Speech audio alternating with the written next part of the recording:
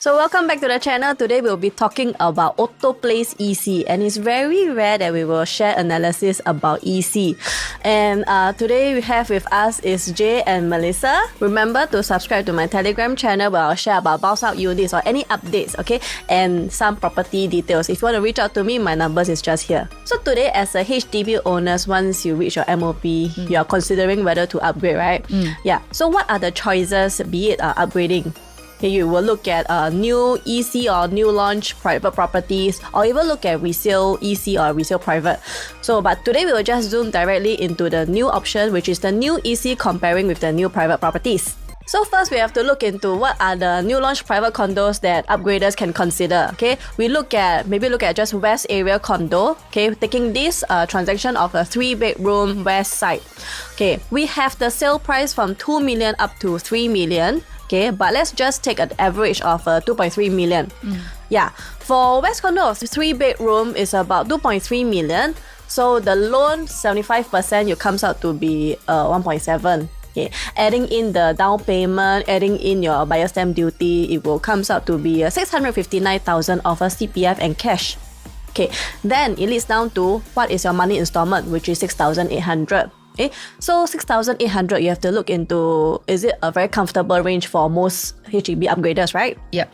Okay, and then next, let's take an example of, let's say, combined income of 16,000. The maximum loan you can take up to 1.8 million. Okay, but of course 1.8 million, your monthly installment will be about 8,800.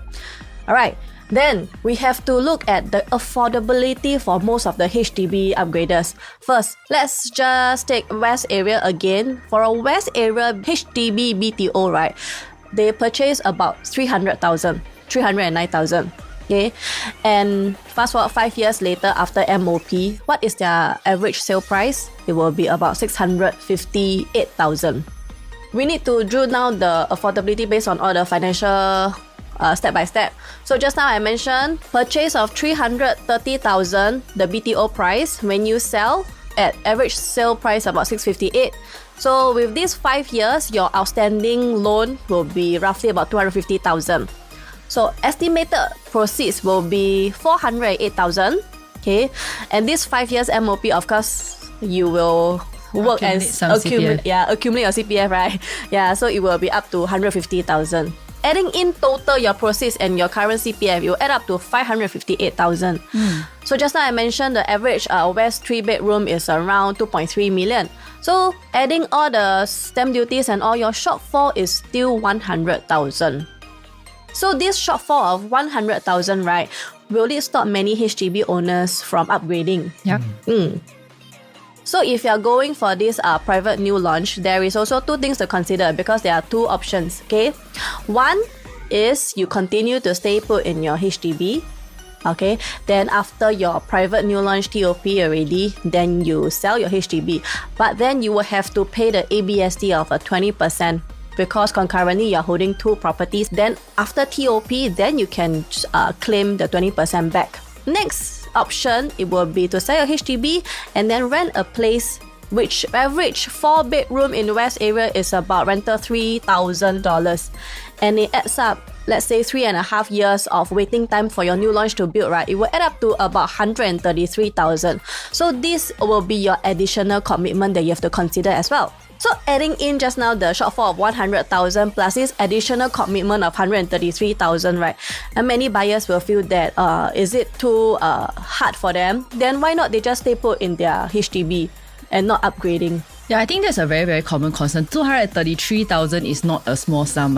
Okay, so but let's just look at how the HDB has performed for 4-room. So after 2009, right, the prices have actually seen a very, very sharp increase. So what the government actually did, right, was to actually pump more supply of BTO. The reason why they do so is because they will actually increase the options for buyers so that it will actually affect like the seller's demand. So when the seller's demand is affected, then they have no choice but to moderate their price in a way lah. And that was implemented. However, that still did not cool the prices. So the government actually did a cooling measure in 2013. So also to limit the buying options for buyers. So in January 2013, they actually reduced the MSR from 40% to 35%. However, in the month of August, they have actually further reduced it to 30%. After these cooling measures have kicked in, HDB prices actually really did take a dip, and only thanks to COVID, right, that the prices did increase again. Basically, the purpose of government actually introducing these cooling measures is for HDB to actually have a moderate demand, encouraging financial prudence by reducing the maximum loan tenure for HDB, lowering the MSR, and also introducing a waiting period for PRs before they can actually buy a HDB flat. So they have to wait for 3 years, yeah? Okay, so this was the previous news for 2011 to 2014 where HDB actually introduced a supply of 100,000 BTO flats. And actually, if you find this familiar, right, because the government had actually said the same news recently. In 2021, they said they will actually launch 100,000 BTO flats from 2021 to 2025. They have also rolled out shorter waiting times of less than 3 years. And they promised that they complete all the COVID-delayed HDB projects. So with this ramp up of supply, it's kind of like good news for buyers because you kind of have more options, but it's a bad news for sellers because prices are expected to moderate.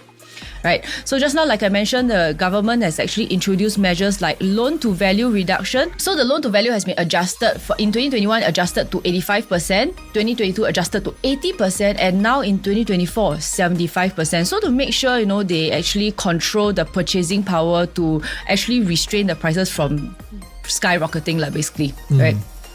So with this news of the 15-month wait-out period potentially being removed, right, to me, right, it actually shows signs that HDB prices in the coming months will see moderation. HDB will not allow the prices to grow to the extent where it's actually beyond reach for the public because public housing should be kept affordable, Okay, so now we look at the HDB and private resale price gap. Wow.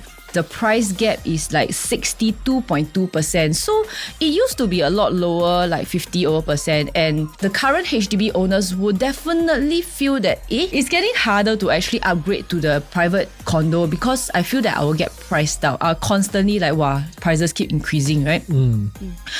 This is one of the OCR prices, one of the land bids of Bayshore the tender was closed on March this year with 1,388 PSF per plot ratio. So what does this mean to you as a buyer? This launch price of this condo is estimated to be about 2,800 PSF for OCR. In context, it means that it's the outskirts of Singapore. It's not like the core central region. It's not like the city fringe. We are talking about outskirt area. Future Jurong prices. This is also the latest news came out, I think, yesterday. Right, CDL actually bid 1,132 PSF per plot ratio, and this is the same price as Margaret Drive, which is actually in the city fringe area. And both of these plots are estimated to launch at about 2,600 PSF. So what it tells me is that next time, would I be able to afford a private condo since it's getting more and more expensive? So let me just give you an overview. This is just a map. If let's say you want to take a screenshot of this, you can. So we have also included the land price and also the estimated launch price to get a feel of what the future condo prices will be like. So how do we actually catch up and actually close this gap? How do I afford a private condo eventually? Okay, so just now we saw that HDB prices, no matter how long you hold, the gap, you will never ever catch up to the private anymore. The gap is getting bigger, you are getting older, the loan that you are getting is I would say is lesser and lesser. Yeah. So today there's another option where people use to actually catch up to private properties. So we see from here the EC versus private entry gap. Alright, so in the past, in 2015, what we see is there was a gap of about 278 PSF difference. So EC and the private is more or less the same price. Okay, but when we come to 2025, which is right now, we see a gap of 646 PSF difference. And why can this happen for an EC to be kept so low in prices? Because this is a highly protected property, alright, and it enjoys a subsidized entry price. This one we will talk more about it later. How we keep the EC prices low? First, we need to see this thing called HPP in short. So very popular, people like to buy is HDB BTO. Alright, the next thing people will like is new EC. Why? Because all the prices lower compared to other property types.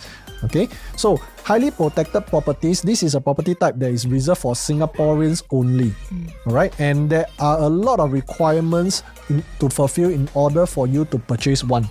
And because of all these requirements, all this eligibility, usually the prices will be able to be restrained. And next thing is subsidies are also provided to all these buyers. So income ceiling will come into play. So naturally, when income ceiling comes into play, the loan eligibility will be lower, and therefore prices will usually be kept very low. So EC has so many criteria. So if you can see here, income ceiling 16,000, you have to form certain nucleus. Alright, so for EC, for example, there are 4 schemes that you can go into. Then citizenship, you definitely must have a Singapore citizen inside. If you are a PR, you have to find a citizen to marry to. Then you can apply for EC. Then for ownership wise, you can only hold on to a HDB to buy an EC. If not, you cannot have any private under your name lah. And for BTO wise, if let's say you apply for a BTO and then you choose to give up on it, you have to wait 1 year before you can apply for an EC. For private, once you sold it, okay, complete already, you have to wait out 30 months in order for you to apply for an EC. So all these measures helps to delay demand into the EC and thus creating that these low prices for EC lah. So purchase count, you can only buy 2 subsidized housing from HDB in your whole lifetime in Singapore. Okay, so if you already use up 1 chance to buy an BTO, the second chance, either you choose BTO or EC lah. But if you have already used up 2 chances, you are no longer eligible to buy this kind of housing. Alright, and most importantly, the MSR 30%, this is a mortgage servicing ratio. So only 30% of your income can be used towards the loan counting. Okay, we have said that HPP stands to enjoy SEP. SEP meaning subsidized entry price. So why subsidized entry price? Because the land bid price is already low. So therefore, developers, they do not need to price it so high for people to buy. Okay. Next, you also have a $30,000 of housing grant if you buy an EC. Of course, this one tax to your income lah. You have to be of certain income in order to enjoy these housing grants. So now, we also want to see, can HDB upgraders afford new EC? Just now, Charlene mentioned that condo buyers, if they want to buy, they already need to fork out 100,000. And if they keep their HDB, they have to wait. Either they get ABSD, if not, they rent and wait another 133,000. So this 233,000 commitment is actually quite taxing for all the buyers out there. So if they buy an EC, what are the sums like? If we see from the recent launches, Aurelle of Tampines, we see an average of 1.5 million. Novo Place is also close to 1.5 million average. So using this example, I will use 1.5 million for average 3-bedroom price. If we use 30% of 16,000, this will help us qualify for a 981,000 of loan. But in order to afford a 1.5 million purchase price, I have to qualify for 1.125 million of loan. Therefore, I will have a shortfall of 143,000. So the question is, now I have a shortfall of loan. How can I make it up in order for me to afford this 1.5 million 3-bedroom? So for EC, there's something called a deferred payment scheme, which it helps a lot of buyers out there reduce their commitment for the next 3 to 3.5 years. So how this happens is, if we look on the left over here, this is a progressive payment where it's very similar to what we have in the new condo. As the developers build to certain stages, the loan will be disbursed accordingly. Okay, so at every stage when developer builds, you just have to service your mortgage. Your mortgage will start once foundation is done. Okay, but for EC, for example, you can see over here, even when they build the foundation, framework, wall, etc. for the stages, buyers do not have to pay a single cent for mortgage. This is deferred payment scheme, meaning to say they defer all the loan towards TOP.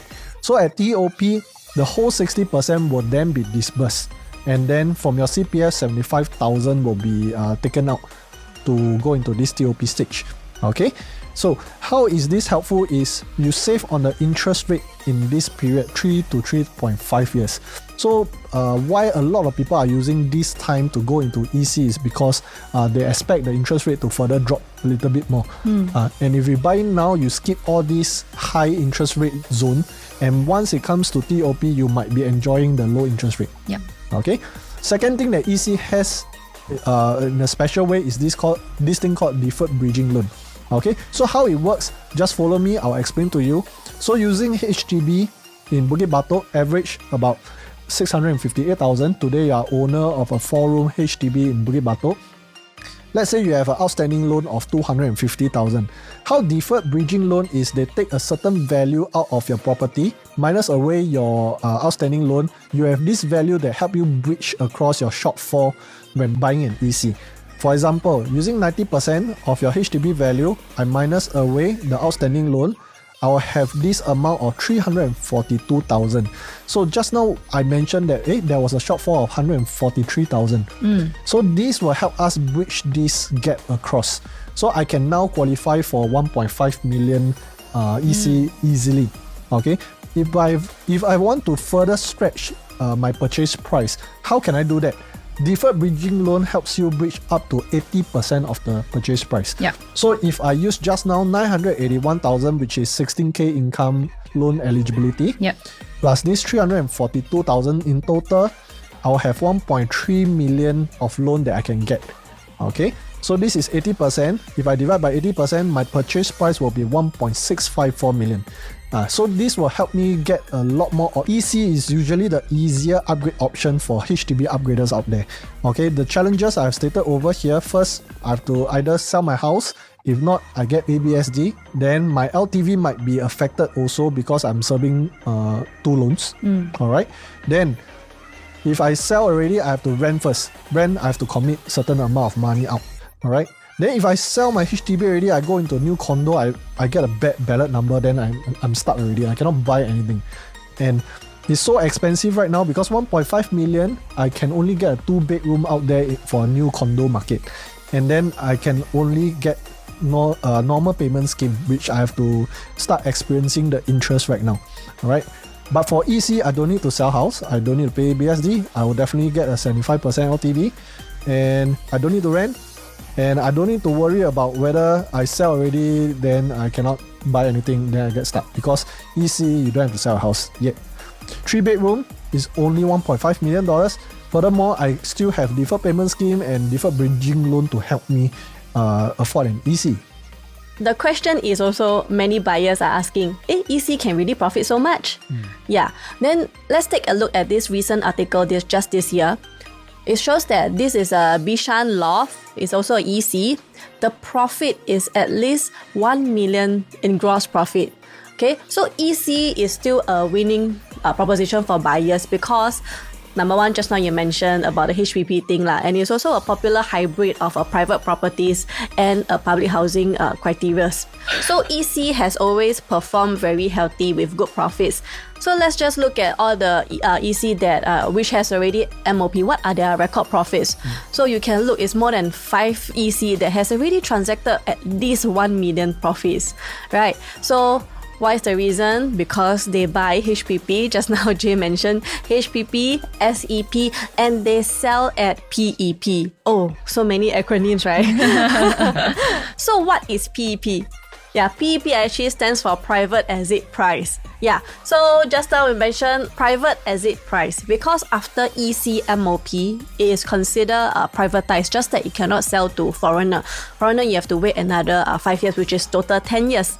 Okay, then after 5 years MOP, there will also be a huge pool of buyers that are looking into buying resale properties. So they will compare between the resale private properties and the resale EC, right? Yeah, then we look at this chart over here. The average per square foot difference between the resale EC and the resale condo is just 86 per square foot. Yeah, which is very, very little gap. So between this gap, right, the buyers will naturally lean to a price that is cheaper option. Am I right? Yeah. Okay, then let's look at the 3 bedrooms comparing the resale EC and a resale condo. So the average pricing is about 1.4 million to 1.5 million. So the gap is about 100,000. And then naturally buyers will definitely look for the cheaper option. And EC, the floor plans, actually developers also make it like more into a family-centric floor plans compared to a resale condo. Okay, next we look at the 4 bedrooms. For 4 bedrooms, resale EC and resale condo, the gap from 1.7 million to 2 million is about 300,000. Let's say there's not much differences in the floor plan. Naturally, buyers will look at the cheaper option, right? Yep. Okay, so if let's say today I have a HDB that achieved its MOP already, but there isn't actually a EC that is launched in my area. So should I even consider EC location in other location, or should I wait for something that comes up in my area? So that's what I'll cover in the next slide. So we'll cover Novo Place, which is actually the last launch. They have actually sold 57% on launch day with an average price of about 1,006 PSF. So first day launch is usually for first timers. And for second balloting means this is open to second timers. Novo Place has hit 88.1% sale rate. Wow. So this shows that there's actually a very, very strong demand even in the west. And even if we go to the east, right, Aurelle at Tampines, there's also a very strong demand for Aurelle at Tampines. 90% sold on day one. Wow. And for second balloting, left at 10%, obviously, is all snapped up on the second balloting day, which is very good news for Aurelle at Tampines. So given all these statistics, right, developers, when they see this kind of launch, right, wow, very, very confident, right? 不够卖. You see there's a very, very strong demand for EC, and actually those people who fail to buy is actually a lot more than people who successfully bought. So current supply of EC in the whole of Singapore, currently at this point of filming, there's only 26 units. So it definitely gives the developer a boost in confidence in demand for even for the upcoming EC land bids. So the upcoming ECs are at Jalan Loyang Besar and Tampines Street 95. General rule of thumb, ECs are usually not close to MRT with the exception of Novo and Otto Place, right? So however, when we compare Jalan Loyang Besar and Tampines Street 95, the distance to MRT is not as ideal. However, the land price has increased quite a fair bit. So why is developer so brave to bid a higher price? It's because there is a very, very strong demand for EC. Right? So let's compare between Novo Place and Aurelle, which is the last 2 launch. The difference in PSF per plot ratio, which is the land cost, is about $18 PSF. And when it comes to the average sale price between the 3 and 4 bedders, the average difference is about 100,000. So when it comes to the next launch, Otto EC, Loyang and Tampines, with the upcoming land prices being 701, 729 and 768, right? The most important question here is how much higher are we expecting the launch price to be, right? So, and also the future EC prices if let's say we choose to wait for something to come up in my preferred location, right? So next, we also have to consider income ceiling. So for every general election, I mean, this is just a trend that we have noticed that after every general election, on the National Day rally, they would have announced that there is an increase of income ceiling from 12,000 to 14,000 to 16,000. Now, I'm not saying that these general election and National Day rallies, it will definitely have an increase, but I'm just saying that there's a pattern. What if they have an increase? If let's say they really do increase to 18,000, let's say, would there be more buyers that's coming to an EC market or less buyers that come to EC market? So with less competition, I would suppose this is a better time for you to actually snap out an EC before the higher income group people actually come in as a higher demand, right?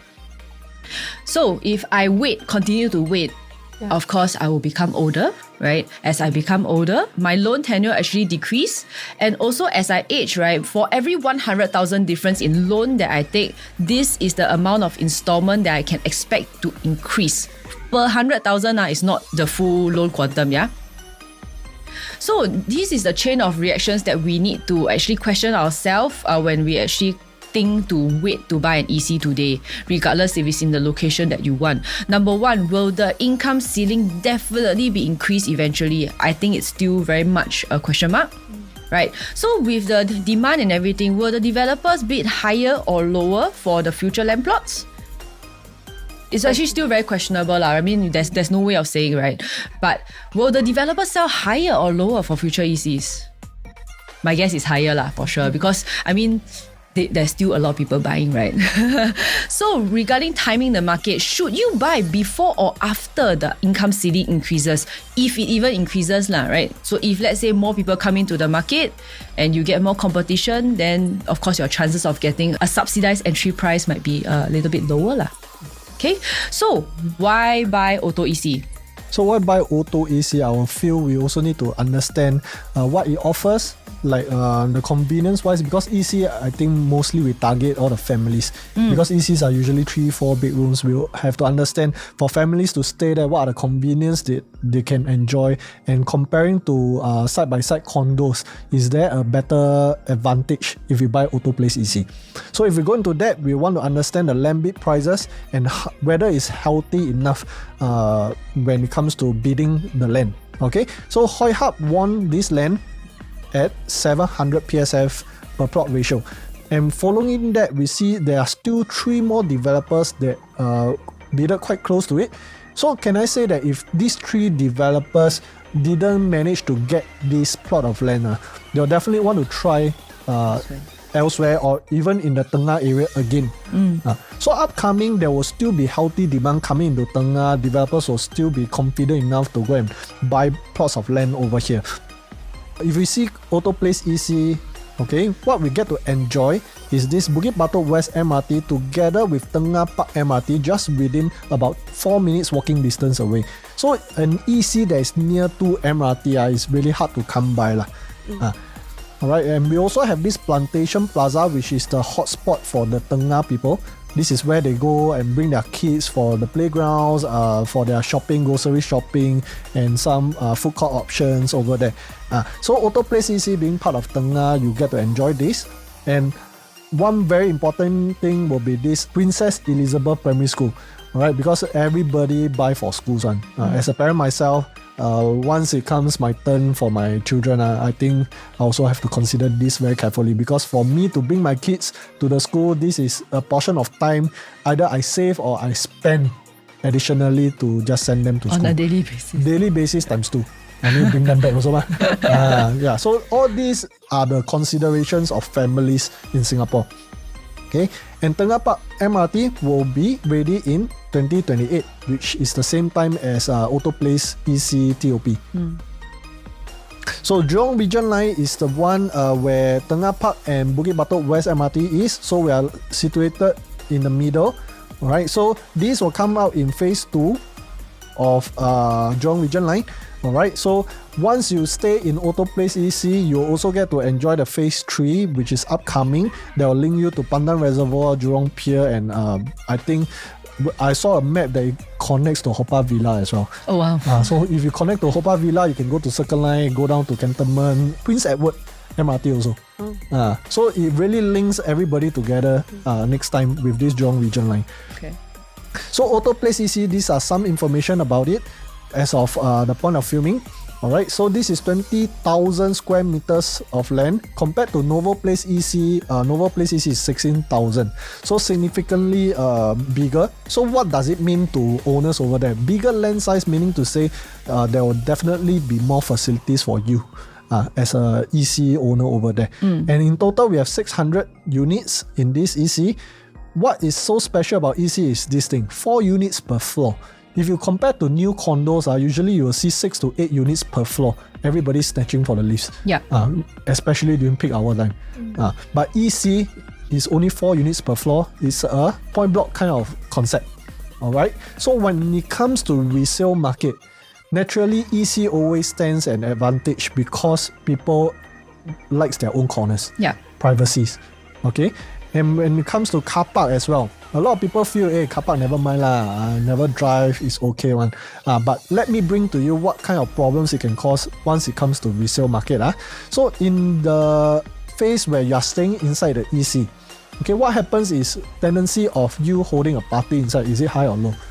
Quite high. Quite high. I heard of like friends asking this issue, or no, hey, can you help me book? The first 2 years is housewarming one. Housewarming, you just every household want to housewarming one. So this housewarming will mean a lot of guests from outside will come in, pour in. Yeah. They'll come and have a look at this place. More so nice. You buy this EC or that. There's also friends who stay nearby. Hey, can you help me book this barbecue pit, that function room, so that I can hold my party for my kids, etc. Yeah. So a lot of people will be coming in, and what happens when these especially during the weekends, everybody come in together. You don't have enough parking lots anymore. Oh no, right? To go to park. Where are you going to park? 70%. 70% it might be already an issue.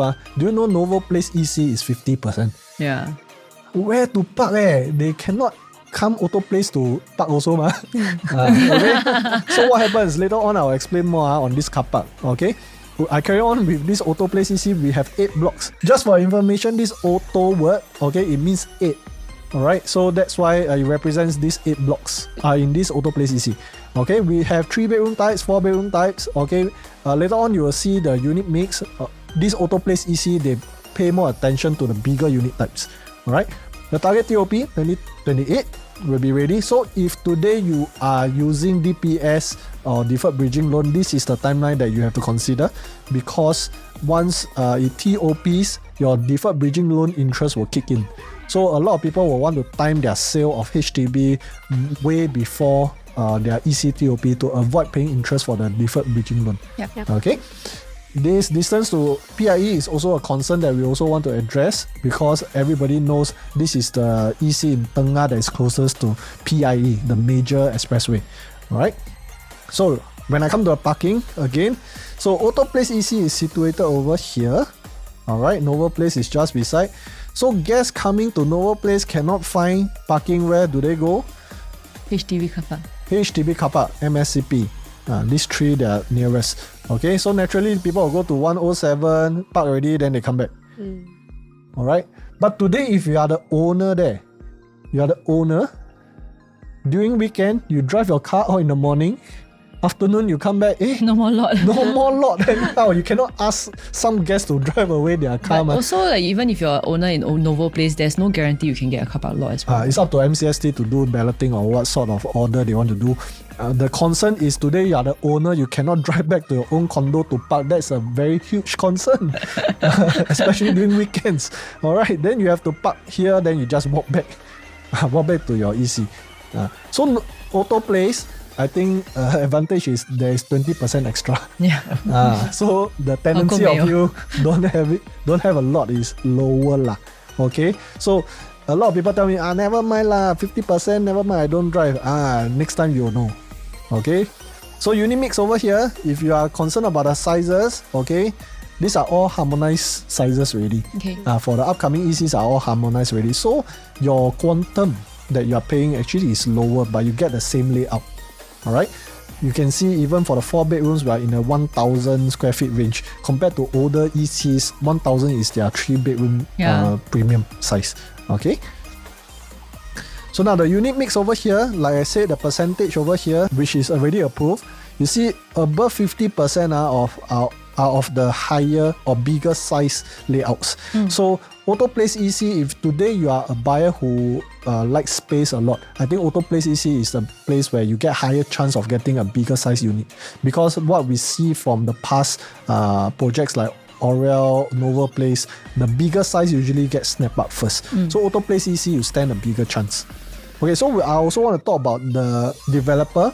Alright, because developer is important when it comes to finishing, their reputation, and when it comes to resale, people are also asking, this development, is it by certain developers? Okay, so Hoi Hub, they have done Park Central EC, which also has had a very good response. I think Hoi Hub, all along, they are very focused in ECs. They do a lot of ECs, and you can see the interior over here is more or less like a private condo, so the quality you will never lose to a private condo. Okay, Park Canberra as well. This is located in Sembawang. Alright, the new estate Canberra. Alright, so you will see, we still have all the pools, we still have the playgrounds. I would say the facilities wise is more catered to families over here. So the track record of Hoi Hub going into the private, we have Sofa Hills, Terra Hills, alright, so they do private condos as well. They even do hotels, commercial buildings, alright. So now, we also want to go into Otto Place EC analysis, going into 3-bedroom, 4-bedroom, the prices as well. So continue to stay with us. You will get to know more about Otto Place EC. Okay, so Otto Place EC, these are the perspectives that you can expect when it comes to living inside. So I'm going to touch on very briefly. Alright, this is the entrance, this is the pool where there is a lazy pool concept, and then the normal lap pool. This is the function room that you get to enjoy for your parties, and then mahjong room, entertainment room, this work zone that you can stay away from all the noises around you. Then you have a dining area. So very popular if it comes to Chinese New Year, that kind of parties that you want to hold. And for children, the playground beside the kids pool, okay, and beside the function room is what every parents will like, right? For young adults, karaoke room, okay. For adults with kids, they have a children's play corner, alright. Then for people who like to gym, it's along the pool itself, and it's quite big. I think what I heard was it's about a 4-room flat size. It's quite big for a gym. Okay, so these are the side gates that you have to keep in mind. Alright, so the blocks below, this is the PIE area. Okay, on top that will be the Novo Place area. So we have 2 side gates at the top. Okay, one goes to Tengah Park MRT via overhead bridge. Okay, then there's this covered linkway to Tengah Park MRT as well. So today if it's raining, you can go through by here. Below there's another one that helps you to go to Yihua Village for you to enjoy more food options over there. Alright, then opposite this covered linkway, I show you over here, because Novo Place and Otto Place are both by Hoi Hub, so they are going to do up this covered walkway to help people go to the bus stops, and also Bukit Batok West MRT. Alright. One thing you also have to take note of will be the distance between these 2 projects is about 42 meters. So later on, we also touch on, is it more favorable to face Novo Place or the PIE? Okay, one thing that is very important over here, Novo Place floor to floor, the ceiling height is about 2.975 meters, whereas for Otto Place, all the floors are about 3.15 meters. So Otto Place is much higher. If you go into the unit itself, you'll feel this virtual sense, you'll feel is more spacious. Okay. MRT, because we have some stacks that are facing the MRT, so the track plus the MRT will actually reach about 4th story. So if you are looking to clear this MRT, you have to buy at least 5th floor and above. And these are the things that developers are providing for the owners. Okay, for those that are closer to the PIE, they are giving this acoustic blind and then acoustic ceiling as well. All these will help you absorb away the noises. Okay, then there are some that are still facing the roads and the noisy tracks. Okay, they are giving the blind, acoustic blind. Okay, for those inward facing or Novo Place facing, then you don't have all this. Yep. Okay, so all the noise has been taken into consideration. So developers are helping all the owners out there. This is a site plan. Okay, overall all the stacks and where all the 3-bedders, 4-bedders are. So now we go into the 3-bedroom analysis. Okay, so generally EC floor plans are always quite functional. So let's compare the 3-bedroom first. Between these, let's take a look at C1 versus C2 layout. This is a smaller 3-bedrooms. Okay, the difference is actually just the dining area on your placing and as well as the kitchen. So one is a bit squarish, another is a bit the longish type. Okay, and the other part is the study area. So C2, the 904 square feet, that is additional study, but it's just a bit corner area along your walkway. So you can ask your children to sit there and do homework while you monitor them. Okay. Then next, let's look at the bigger 3-bedroom, which is C3 at 936 square feet. Okay, this one, the kitchen is bigger and is tucked away on the left side of your living area. So what's good about this is there is a glass panel that you can oversee your living area. So it makes it very safe for parents when they are cooking, they still can monitor their kids lah. Another thing is because this kitchen, even when you are cooking, right, you enclose the kitchen to the living area because it links directly to the balcony, so air ventilation is very good. Okay, and this layout, there is also a proper dining space. So between the smaller C1, C2, C3, I'll pretty much prefer the C3 layout because of the kitchen. Okay, next, let's look at the larger 3 bedrooms unit, which is C4 at 947 square feet and C5 958 square feet. So these larger 3 bedroom units, it comes with a proper study area. Okay, which this study area is actually merged into the master bedroom. So one thing, merging into master bedroom, you can first convert it to a workspace, or you can make it into your like a walk-in wardrobe space. Yeah. So the only difference between this C4 and C5, I would say, is the kitchen area and the dining space. So next, looking at these are the side plan of all the 3 bedrooms, right? I will think, because just now Jay mentioned that the right side will be at the MRT, so there might be a bit of sound. Down to my own preference, I will prefer inner facing the pool, or at least block to block further distance.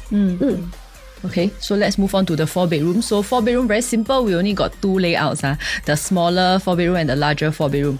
I think it's quite obvious the difference. The smaller 4 bedroom has a naughty corner study table versus the D2, which has a study area in the living room, which you can actually enlarge your living room if you don't need that particular study corner. And the D2 has a walk-in wardrobe. Has a more spacious walk-in wardrobe. Of course, if you ask me if budget is not a problem, I would definitely prefer the D2 layout, right? And also for the D2 layout, there's also an additional junior master. So for the D1, it's just regular 4-bed 3-bath. Actually, the third bathroom is actually the WC. So for the D2, it's 4-bed 4-bath. So moving on to the side plan. So for the 4 bedrooms, most of them are actually having the inner facing. Right, only 1 stack faces the PIE and 1 stack faces Novo Place. Of course, there will be some people who actually don't mind the PIE facing, because as long as you go high enough, actually technically speaking, you get unblocked view. Yep. Right. So and block to block, if let's say I were to choose the inner facing, or rather choose the one with the furthest block to block distance, which is right in the middle. Yep.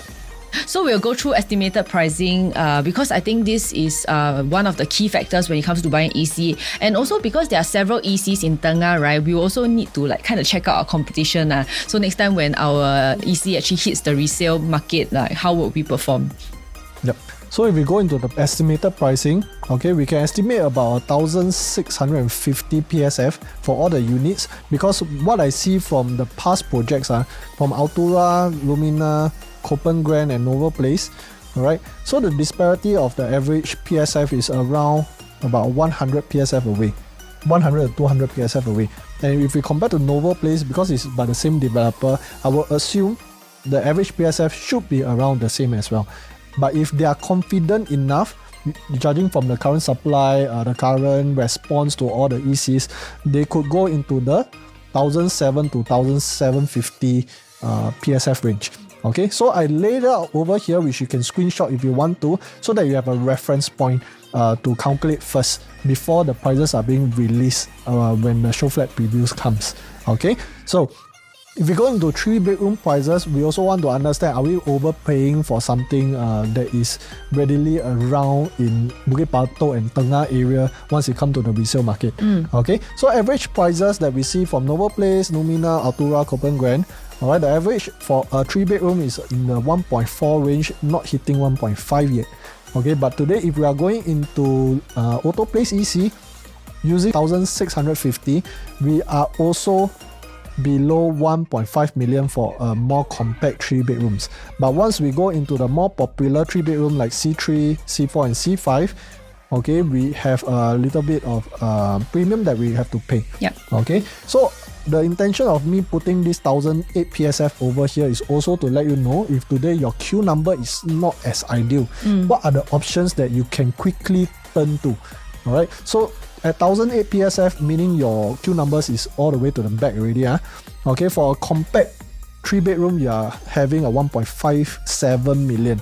Okay, if we go to the other sizes that are bigger, 1.57 million can actually reach you C3, C4 kind of layout. You get extra size, at the same price. Okay, but of course the floor level might not be as high lah. Okay, but the more important thing to consider is whether you can even get a unit here. So today, if you cannot get your compact size 3-bedroom with the same quantum, why not go and explore whether you can get a bigger size at a lower floor? Yeah. Okay. 4-bedroom prices we see for the average of the past projects is hitting 1.8, closing to 1.9. All right, for us, the smaller 4-bedroom 1.67, the bigger one closing on to 2 million. So in terms of preferred choice, all right, for HDB upgraders, I will tend to see D1. D1 should be the more popular one, easier to upgrade to. The commitment is lesser as well. But of course, today you are more of you have parent support. You have some other supports that can help you go into 2 million range. Of course, you can get a bigger size. Right? Why we encourage you to buy as big as possible? One thing is also because of the rarity. Next time when it comes to resale market, when it comes to resale market, you are exposed to PR buyers, and PR buyers usually they don't mind paying a little bit more to get a bigger size unit because they cannot buy landed, they can only buy from you a big size condo. Okay, so if today you can get extra support to help you, why not go and explore this D2? Okay, because for D1 at a higher range, you will be hitting 1.8 plus. Okay, 1.8 plus million, which can give you about a low floor D2 size. Okay, so all these considerations, you can feel free take a quick snapshot of this. If you need further discussion, please reach out to either of us. Okay, through our channels, through our Instagram or our personal contact numbers. Alright, reach out to us, we can explain to you further on how you should plan according to your finances as well. The most important thing is we want you to buy something that you can afford and not stretch. Okay, so 5-bedroom prices over here, we have seen prices reaching 2.2 already for a new condo. When it comes to resale market, definitely they will sell about 2.5 million and above lah. Okay, so today if you are buying a bigger size 4-bedroom 2.1 million, you are actually buying a 5-bedroom price. So you can also consider currently Altura still have the last unit over there, 2.2 million. Top up a little bit more, you can go to Altura already. And I will say once Otto Place EC price is announced, I think this Altura one, this one unit will be sold already. Okay, because the price makes more sense for a 5-bedroom there. Okay, so this is the launch timeline for Otto Place EC. The preview is starting from 4 July all the way to 15 July. And after this 15 July, price will be released for you to do your financial calculations and pre-plan for your balloting. Okay, balloting day for your queue sequence will happen on July 18, and the booking day will be 19 July. Alright, this very important date. Right now, you can save in your calendar so that you don't miss out on any of these days. Remember, if you want to join in to have the latest property updates, join into my Telegram channel, or you can just directly DM me at my contact below. I'll see you soon. Okay, we'll see you in the next one. Bye. Bye.